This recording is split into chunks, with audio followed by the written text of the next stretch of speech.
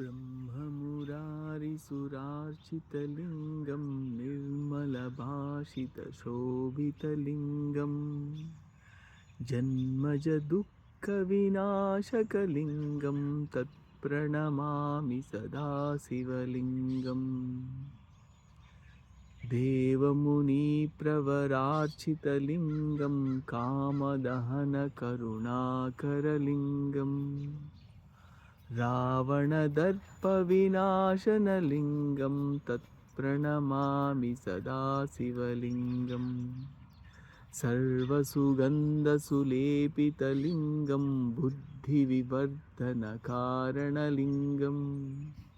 सिद्धसुरासुरवन्दितलिङ्गं तत्प्रणमामि सदा शिवलिङ्गम् कनकमहामणिभूषितलिङ्गं फणिपतिवेष्टितशोभितलिङ्गं दक्षसुयज्ञविनाशनलिङ्गं तत्प्रणमामि सदा शिवलिङ्गम् कुङ्कुमचन्दनलेपितलिङ्गं पङ्कजहारसुशोभितलिङ्गं सञ्चितपापविनाशनलिङ्गं तत्प्रणमामि सदा शिवलिङ्गम् देवगणार्चितसेवितलिङ्गं भावैर्भक्तिरेव च लिङ्गं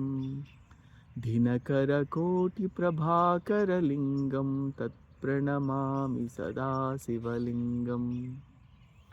अष्टदलोपरिवेष्टितलिङ्गं सर्वसमुद्भवकारणलिङ्गम् अष्टदरिद्रविनाशनलिङ्गं तत्प्रणमामि सदा शिवलिङ्गम्